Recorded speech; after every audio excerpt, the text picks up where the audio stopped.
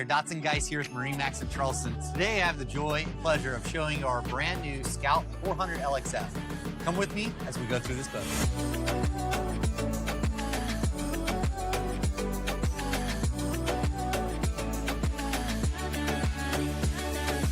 Now that we're in the bow of the boat, I've got to show you the absolutely killer place to entertain. So 2 forward lounge seats. I'm 6 foot for reference. Speakers throughout.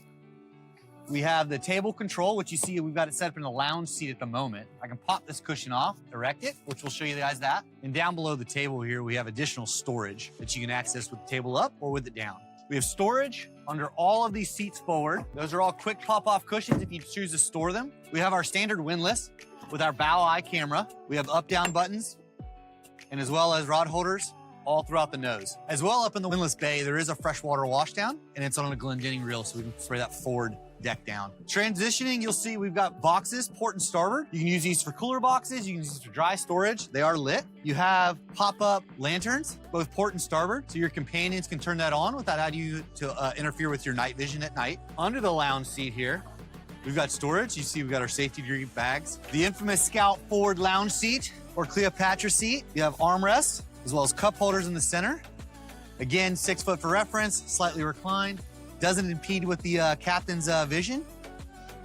Awesome, comfortable way to cruise. Just to my port and starboard, on the starboard side, I have the stereo remote for the bow, but also have USB chargers on port and starboard to charge those phones or devices. Alrighty, before we transition back to the cockpit, I want to point out the hardtop. So this boat's equipped with the Razor light. There's 3 of them on the front, so the LED light bars. She does have a color-matched open array radar in that shark gray to match that hull color. She's just not installed for our photo shoot today, and as well as the color match Glomex for the TV down below in the cabin, as well as the clips for the forward bow shade this boat is equipped with. You also have your GPS antenna for your Garmin up there, as well as your Mercury. We also have 2 solar panels up top to help maintain those batteries at a stagnant situation, and as well as our hardtop access right there towards the aft. As we transition down here on the starboard side, we do have a gaff and brush storage, as well as line storage there. Huge storage in the floor. So this is just great dry goods storage. You can use this for your crossing to the Bahamas or just those excess life jackets for those heavier flow days. All right, so now we're at the helm. I like to point out the head height on this particular boat. There is a slight step up at the helm, and that's only just to see that horizon as you're cruising, looking down on the bow versus looking up at the bow.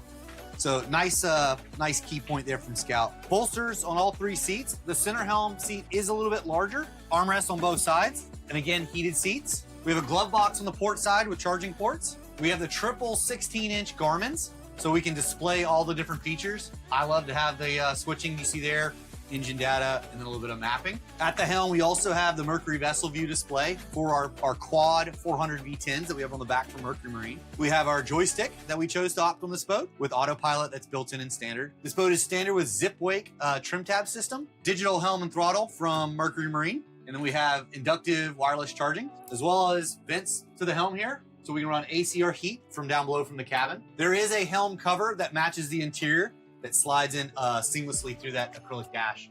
Up towards the hardtop, you'll see over here, I've got my Razor Light Connect quick button, and then as well as I have quick redundant buttons between shades, windlass, lights. But otherwise, all through our Garmins, we have our digital switching, runs our pumps, our elaborate lighting, all that stuff that's standard from Scout boats. We have VHF as well, and you'll see right here on the back side of the helm is the ladder rack that can lead to the hardtop access, whether you're putting up the antennas, outriggers, or if you just want to go up there and sunbathe there, maybe take a jump.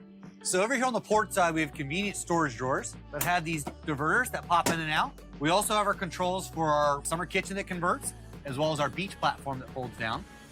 In transition to the back, you'll also see cup holders that also double as rod holders. And we'll move over to the starboard side, and we have opted this one for the 12-volt refrigerator, as well as it's got a little freezer box in there and a convenient 110 outlet right here on the deck, and our controls for our rocket launchers that go up and down to load those rods and reels. Alrighty, now they're in the cockpit, you'll see we have the center bench seat across the back and the dual aquarium style bait wells.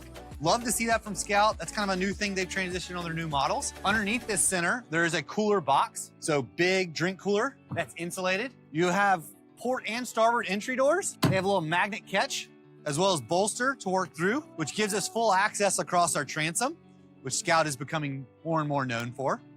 You'll see I'm standing in front of our quad engine V10. We've got them in the Scout White to match our interior here. This package is one of my favorites. It's very fast, very nimble, but great control at the dock as well. So these beautiful Mercury V10s have quick and easy service doors that allow easy access to remove my engine cowling or to check my oil and also add oil.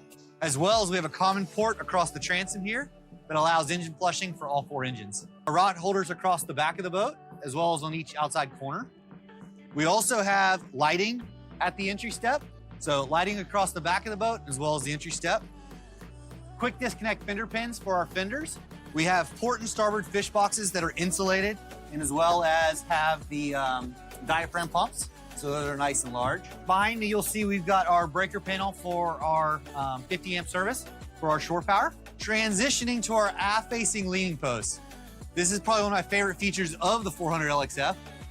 So I would say 2, if not 3, very comfortably, facing aft, whether you're watching or you just want a nice, easy ride without having that wind in your face as a companion. You'll see it's got a little footrest here, but as I hold this button over here on the port side, she'll transition from a seat to a summer kitchen.